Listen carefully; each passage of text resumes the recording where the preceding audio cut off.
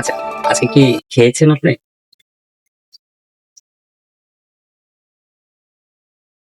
শরীর স্বাস্থ্য ভালো? আপনাকে অসংখ্য ধন্যবাদ আমাদের স্টুডিওতে আসার জন্য। অনেক ধন্যবাদ আপু। Thank you. অনেক অভিভাবক যেমন অভিভাবক এই যে আমার এই যে ইসিডি সেন্টারে যে বাচ্চাদের শিশুদেরকে নিয়ে যে আসতো অভিভাবক পরে পরে কিন্তু আমি ৪ জন টিচার উঠাইছি। হ্যাঁ, আচ্ছা, আমার আচ্ছা। হাতে। আমি তো এই ঢাকাতে ট্রেনিং পাইছি বা ইন্ডিয়াতে যাওয়ার সৌভাগ্য হয়েছে। আল্লাহ পাক রব্বুল আলামিন নিয়ে গেছেন এই সংসদের মাধ্যমে। এ এরপরে কিন্তু আমার হাতে আমি আরো ৩-৪ জন টিচার হিসাবে আচ্ছা আপু, আপনাদের এখন যে সমাজসেবাতে জি। নতুন, নতুন শিক্ষক কি ওরা রেডি করছে না? আসলে আমাদের পোস্ট খালি আছে।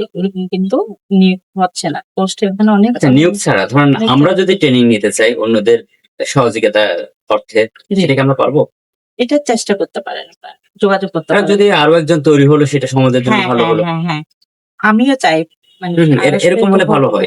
কারণ অল্প সংখ্যক দিয়ে তো আর কাজ করা যায় কাজ না। করা যায়। এত বিশাল এরিয়াতে তো ২-১ জন দিয়ে সম্ভব না। জি, আচ্ছা আপু, আমরা কি তাহলে একটু করে দেখতে পারি জি। যে আপনি কেমন আছেন? আচ্ছা, আজকে কি খেয়েছেন আপনি? খুব ভালো লাগলো। আমিও মোটামুটি, যেহেতু আমার একজন কলিগ আছে, আমিও মোটামুটি কিন্তু বুঝতাম। আর পৃথিবীতে যখন দুপাশে কিন্তু কথা হতো কিন্তু জি। রাত ৯টা না কখনকার একটা জি, জি। অনুষ্ঠানে। প্রত্যেকটা খবরে হ্যাঁ, খবরের কর্নারে কিন্তু তখন আমি কিন্তু খুব ফলো করতাম।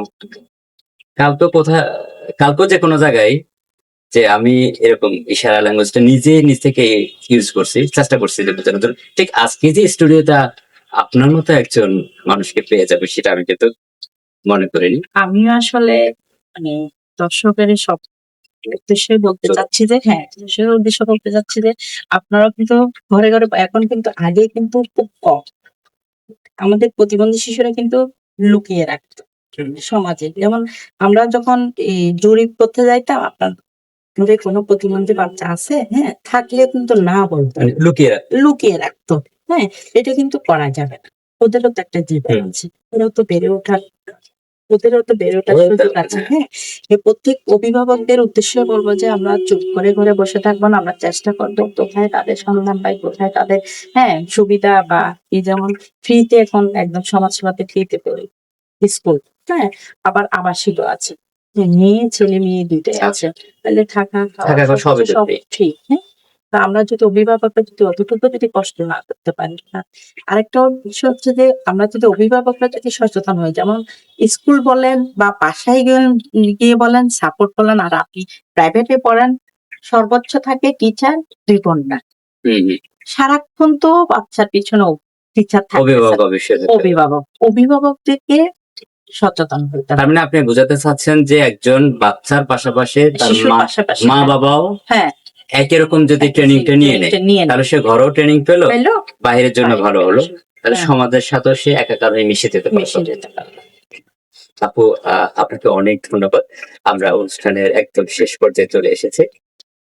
আমিও আপনাকে অসংখ্য ধন্যবাদ প্রকাশে নিয়েছো কারণ এই সুযোগ পাওয়া আসলে আমার এটা ১ম একদম বাস্তবে আমি কখনো নিজেকে প্রকাশ করতে চাই না এবং আমিও আসলে অনেক কষ্টের মাধ্যমে উঠে আসা। তাও কিন্তু এখন নিজেকে গর্ববোধ মনে হচ্ছে যে এই শিশুদের নিয়ে কাজ করতে পেরে সমাজে অনেক কিছু দেখলাম নিজেও শিখলাম, কিছু শিখাতেও পারলাম। সেটা হলো। অসংখ্য ধন্যবাদ। আপনাদের মতো সমাজকর্মীরা বেঁচে থাকুক আমাদের হৃদয়ে এবং সমাজের মাঝে। আপনাদের জন্য উপকৃত হোক পুরা পৃথিবী, পুরা সমাজ, পুরা মানব জাতি। ধন্যবাদ আপনাকে।